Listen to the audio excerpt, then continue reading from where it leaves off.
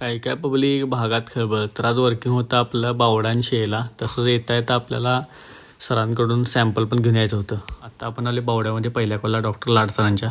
आत आलो. पेशंट तर कोण नव्हतं. म्हणलं लगेच कॉलला जायला नको म्हणलो. तोपर्यंत बशा म्हणलं पेपर वगैरे वाचा म्हणलो. तो कॉल करून बाहेर पडलो दुसऱ्या कॉलला. तो कॉल केला. तो कॉल करून तिसऱ्या कॉल आलो. तो कॉल केला. तिथून चौथ्या कॉलला आलो. मॅडम आज आल्या नव्हत्या. म्हणलं दुसरा कॉल करून या. तो कॉल केला.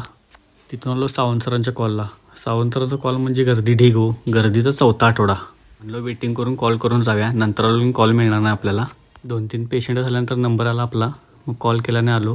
तिथून निघालो आपण आता शेयामध्ये. पुढे आलो. भावाला लिफ्ट दिली. शाळेला वेळ झाला तर जायला त्याला. आम्ही पण शाळेत असणं असं करायचं. लिफ्ट मागून जायचं आणि त्याच पैशात जाऊन खाऊ खायचा. मज्जाच मज्जा असायची. शॉर्टकट निघालो आपण असा कच्चा रोडामध्ये. बघितलं का भावनो डॉगेज भाईची पण गर्लफ्रेंड आहे का विषय. आणि मर्दा तू एक आहेस भाऊ. यावर्षी तर नियोजन ठेव. वरातीत मर्दा नाचायचं तुझ्या आमासने. शेयामध्ये आलो. डॉक्टर काय नव्हते. बाकीचं कॉल आवरलं. जाता तर सॅम्पल घेतल्याने आलो.